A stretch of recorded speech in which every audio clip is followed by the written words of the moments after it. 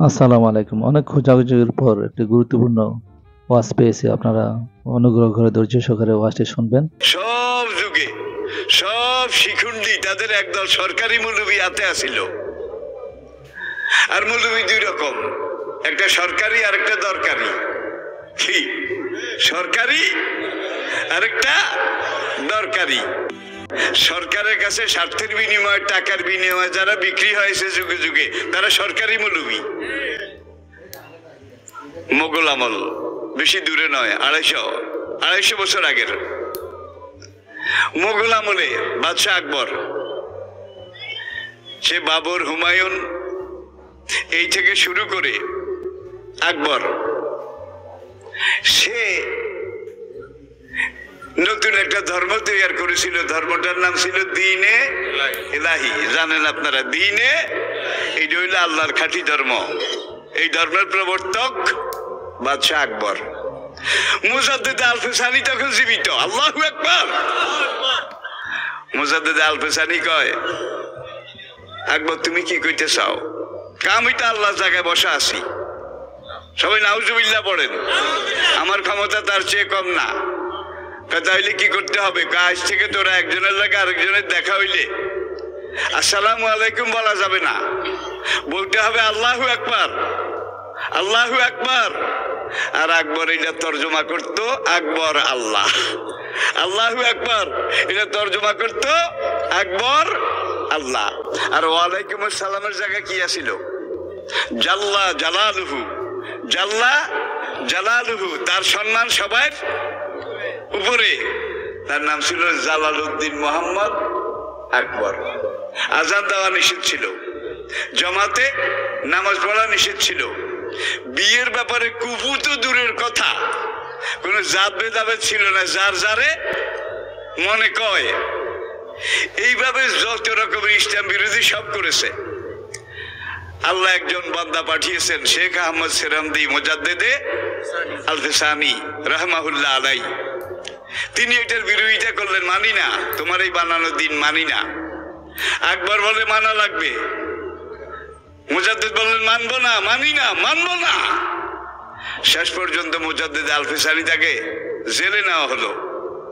জেলখানায় আবার তিনি যখন গেলেন, তার কাছে যত জেলের কয়েদি সবগুলো আইসা সবক গ্রহণ করে সব খাঁটি মুসলমান হয়ে গেছে। এইটা লইয়া জেলে দিয়েও তো আরেক বিপদ। যত সুরগুন্ডা সব হেদায়েত হয়ে গেছে। বাইর কর, কি করবি? একবার মিটিং ডাকলো। তার মিটিং এর সদস্য ছিল আবুল ফজল, ফয়েজি, বীরবল, টোডারমল, মিয়া তানসেন, বেতাল ভট্ট, বেতাল ভট্ট। এরা 9 জন ছিল নবরত্ন, একবারের উপদেষ্টা। এই 9 জনে যা কইতো। এখন 9 জন দরবারের মধ্যে সিদ্ধান্ত দিল মুজাদ্দিদ রাষ্ট্রদ্রোহী, সে রাষ্ট্রের শত্রু, জনগণের শত্রু, তাকে হত্যা করা হোক। কিভাবে হত্যা করলে ভালো হয়? একটা বাঘ, হ্যাঁ, দক্ষিণাত্তর জঙ্গল থেকে একটা বাঘ ধরে এনে লোহার খাঁচায় ঢুকাতে হবে। 10 দিন বাঘটাকে খানা পানি কিচ্ছু দেওয়া যাবে না। 10 দিনে বাঘটা যখন উপবাসে পাগল পাগল হয়ে যাবে, এই সময় মুজাদ্দিদকে জেল থেকে বের করে এনে বাঘের খাঁচার দুয়ার খুলে খাঁচার মধ্যে ধাক্কা দিয়ে ঢুকাই দিতে হবে। দেখি বাঘ কিভাবে খায়, ছিঁড়ে ছিঁড়ে কুটে কুটে খায়। মুজাদ্দিদকে নিয়ে আসা হলো, বাঘের খাঁচা খুলে তাকে ভিতরে ঢুকাই দেওয়া হলো। হাম করে বাঘ আগে আসলো। মুজাদ্দিদ একবার চেয়ে এইবার মাথা নামিয়ে মুজাদ্দিদ আল-ফিসানির পাও চাটতে শুরু করলো। সারা দিল্লিতে একটা স্লোগান উঠলো, মুজাদ্দিদ আল-ফিসানি জিন্দাবাদ, দ্বীন ইসলাম জিন্দাবাদ, আল্লাহ ছাড়া অন্য কাউকে ভাই। নিতে চাইছে অ্যাকশন, আকবর হইয়া গেছে রিয়াকশন। ঠিক কিনা বলেন?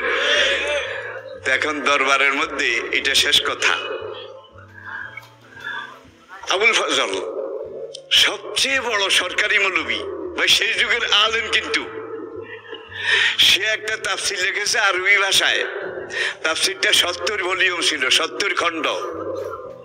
তাফসিরটার নাম ছিল তাফসিরে বেনুকাত, তাফসিরে বেনুকাত। এটা এমন তাফসির যেই তাফসিরে আরবি নক্তা ও অক্ষর একটাও ব্যবহার করা হয় নাই, নক্তা ও অক্ষর একটাও ব্যবহার করা হয় নাই। এটা বুঝছেন? বা ব্যবহার করা হয় নাই, তা ব্যবহার করা হয় নাই, সা ব্যবহার, জিম ব্যবহার করা হয় নাই। যেগুলোতে নক্তা নাই সেগুলো দিয়ে 70 ভলিউম আরবি ভাষায় কোরআনের তাফসির লিখছে। কত বড় আলেম হইলে পারে, চিন্তা করা যায়? এখন আকবর কইল যে দরবারে এসে সবাই আমাকে কুর্নিশ করতে হবে, মহারাজের জয় হোক, মহারাজের জয় হোক। সেখানে দরবারে নবরত্নের মধ্যে একজন আসিল, কাঠমৌলবি কইতো কাঠমোল্লা, মোল্লা জিওয়ান, মোল্লা দোপে আজা, মোল্লা দোপে আজা। মোল্লা দোপে আজা কয় তোরাও মানি না, তোর দিন এলাইও মানি না। দেখছেন নি? আকবর কয় তুই কাঠমোল্লা। এইবার আবুল ফজল ফয়জি বেতাল ভট্ট বীরবল কয় মোল্লা কাফের হইয়া গেছে। মোল্লা দোপে আজা কয় আমি কাফের হই নাই, তোর বাপ দাল 14 গোষ্ঠী কাফের হইয়া গেছে। কয় তোকে বাদশাহ শিখুন্ডি আকবর নবরত্নের সরকারি মৌলবী, তাদের চেয়ে আল্লাহ আমারে বেশি এলেম দিছে, বেশি এলেম দিছে। কয় কেমনে? এইবার মিয়া তানসেন কয় মহারাজ মোল্লারে একটু পরীক্ষা করা হোক। মোল্লা কয় তোমরা মোল্লারে প্রশ্ন করো। তানসেন প্রশ্ন করে, মহারাজ আপনি সাক্ষী থাকেন, এই যে পুরান দিল্লি রাজ দরবারের উপরে বিশাল একটা পানির ট্যাঙ্কি আছে, পানির ট্যাঙ্কি, এই ট্যাঙ্কিটাতে কয় গ্লাস পানি আছে? মোল্লা যদি কইতে পারে মোল্লাকে 1000 সোনার মোহরের মালা গলায় পরিয়ে দেব। আর যদি উত্তর দিতে না পারে তাহলে মোল্লার কল্লা আজকে কেটে নেওয়া হবে। ভাই ট্যাঙ্কিতে কত গ্লাস পানি আছে? এখন মোল্লা দুপেয়াজা খাড়াইছে, বাদশাকে দাও তানসেনের প্রশ্নের জবাব দাও, বীরবলের প্রশ্নের জবাব দাও, কয় গ্লাস পানি আছে? কয় মহারাজ আপনার বীরবল আর তানসেন আমাকে বলছে ট্যাঙ্কিতে কত গ্লাস পানি আছে, গ্লাসের সাইজ বলে নাই। কিন্তু গ্লাস যদি ট্যাঙ্কির সমান হয় তাহলে 1 গ্লাস আছে, গ্লাস যদি ট্যাঙ্কির অর্ধেক হয় তাহলে 2 গ্লাস, গ্লাস যদি ট্যাঙ্কির 4 ভাগের 1 ভাগ হয় তাহলে 4 গ্লাস, 100 ভাগের 1 ভাগ হইলে 100 গ্লাস, 1000 ভাগের 1 ভাগ হইলে 1000 গ্লাস, গ্লাস যদি ট্যাঙ্কির 1,00,000 ভাগের 1 ভাগ হয় তাহলে 1,00,000 গ্লাস আছে। এবার যে 2 গ্লাস দিয়ে মাপক, মোল্লার হিসাবের মধ্যে ঢুকুন লাগবো, ঠিক কিনা বলেন? এইবার বীরবল কয় মোল্লা আসলে তোমার বিদ্যা আছে, ধরো আমার গলা সোনার মোহরটা তোমারে দিলাম। মোল্লা এবার সোনার মোহর গলায় দিয়ে হাসতে হাসতে বের হয়ে যাবে, এমন সময় বেতাল ভট্ট কয় মহারাজের জয় হোক। মহারাজ মোল্লার যদি এত বুদ্ধি এত এলেম থাকে তাইলে আমি বেতাল ভট্ট এখানে বসে রাজ দরবারে মনে মনে কি চিন্তা করতেছি, কি ভাবতেছি, মোল্লা তুমি এখন বলো আমার মনে কি আছে? মোল্লা দুবেজা মাথা চুলকে আর জলবৎ তরলং, জলবৎ তরলং, এমন এক প্রশ্ন করলা যেটা আমার জন্য পানির মতো সহজ। মহারাজ আপনি সাক্ষী থাকেন, আপনার নবরত্নের একজন 9 মন্ত্রীর এক মন্ত্রী বীরবল আমাকে বলেছে যে সে বসে বসে কি চিন্তা করতেছে। মহারাজ আপনি শুনেন, সে বসে বসে চিন্তা করতেছে জীবনে এমন কথা বলবে, এমন কাজ করবে যাতে মহারাজ খুশি হয়। এমন কোনো কথাও বলবে না, এমন কোনো কাজও করবে না যেইটা করলে বা বললে মহারাজ নাখোশ হয়। এইবার যদি বীরবলকে আমার মনে এইটা নাই তাহলে কল্লা কোনটা যাইব? কোনটা? মোল্লারটা? বীরবল কয় ধরো ধরো আমার স্বর্ণের চেনটাও তোমারে দিলাম, আমার মনের কথা কেমনে কইলা? কয় মৌলবীরা কিছু বোঝে না। দেখেন পরিশেষে মিয়া তানসেনের কথা শুনছেন তো, মিয়া তানসেন কয় মহারাজ মোল্লার যদি এত এলেম থাকে সে বলুক পুরা ভারতবর্ষে কতগুলা কাউয়া আছে, কতগুলা কাক আছে। মোল্লা মাথা চুলকে আর কয় মহারাজ আপনার মন্ত্রী এমন একটা প্রশ্ন করেছে যেটা পানির মতো সহজ। মোল্লা তুমি উত্তর দাও।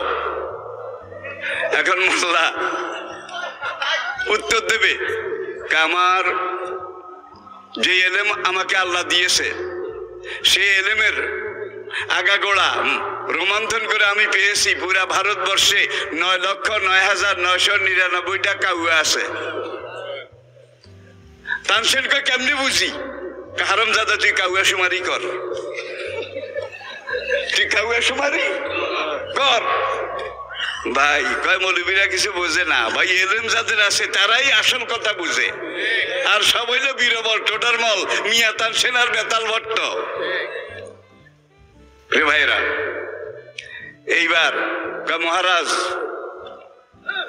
আপনার তানসেনকে বলেন কাউয়া সুমারি করত, এইটা কি সম্ভব?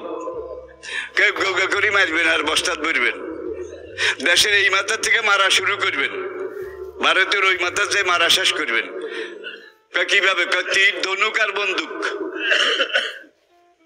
1 2 3 এক বস্তায় কয়টা, বস্তার উপরে লিখে রাখবেন। কাউয়া মারা শেষ হইলে সব বস্তা একত্র করে তখন দেখবেন ঠিকই 9,09,999টা কাউয়া আছে। আমার হিসাব 100 ভাগ ঠিক। এবার বাদশাহ তাহলে কিছু মানুষ এই বন্দুক নিয়ে আসুক, তীর ধনুক নিয়ে আসুক, বস্তা জোগাড় করো, লেবার জোগাড় করো, কাউয়া মেরে মেরে গুনবে। এখন যখন এরা কাউয়া মারতে যাবে তখন মোল্লা দুবে আজা কয়, বাদশাহ হুজুর আমার হিসাব ঠিক আছে, এখন আপনি তানসেন রে কন আমার সোনার মোহর আমার গলা দিয়ে দিত, চ্যালেঞ্জে যাই কাম নাই। না, তোমার চ্যালেঞ্জ করবো। কয় তাইলে 9,09,999 ঠিক আছে। তানসেনকে কেমনি বুঝলাম? 9,09,99 এইটা ঠিক হইলো, সোনার মোহরের তোড়া আমি পাবো। যদি কিছু বেশি হয়, ভারতের বাইরে মামু বাড়ি, খালু বাড়ি, ফুফা হইতেন বেড়াইতো, আই মারা হচ্ছে, আমার গলা ঠিক আছে। একবার যদি 20,000 কম হয়, বেড়াইতো গেছে। এইবার কাউয়া বেশি হইল, মোল্লা পাস, সমান হইল মোল্লা পাস, কম হইল। ইমাম ফখরুদ্দিন রাজি রহমতুল্লাহ আলাই লিখেছেন, গর্ব ইস্তিদলালে কারে দি বুদে ফখরে রাজি রাজেদারে দি বুদে। আমরা মোল্লারা কিছু বোঝে না, কাফিয়ার মতো কিতাব যাতে বুঝছে, নুরুল আনোয়ারের মতো কিতাব যাতে বুঝছে, এতে বোধহয় এগিন বুঝে না কি। এখন মোল্লা তো ফার্স্ট হয়ে গেছে, সব পুরস্কার মোল্লা একা পাইছে।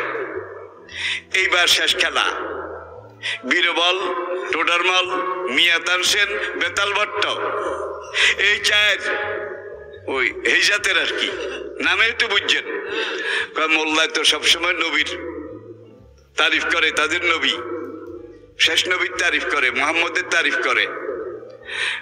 আসেন মোল্লারে করে দাফন করে দেবো, মোহাম্মদের জীবনী নিয়ে আমরা একটা নাটক, ওই যে আগের কালে ওইটা এখন নাই। এখন তো নাটক পকেটে আছে, সিনেমা হল পকেটে আছে, গাড়ি ভাড়া দেওয়া লাগে না, টিকিট লাগে না, ঠিক কিনা বলেন? আমাদের ছোটকালে বিভিন্ন স্কুলে বল খেলার মাঠে বিভিন্ন নাটক হইতো না? রহিম বাদশা, রূপবান, আপাং দুলাল, এভাবে নাটক হইতো মঞ্চে। এখন মঞ্চে নাটক হবে মোহাম্মদ সাল্লাল্লাহু জীবনী লইয়া, এবং এই নাটকে নবীজিকে হেরাস করবে, অপমান করবে, অপদস্থ করবে। আমার প্রথম খেলা শুরু, কয় নবী হইব কে? মোহাম্মদ। একবারকে আমি নিজে, কারণ এটি হলো সবচেয়ে বড় সম্মানের পোস্ট, সুতরাং আমি মোহাম্মদ হব। এইবার বেতাল ভট্ট কয় তাইলে আমি আবু বকর,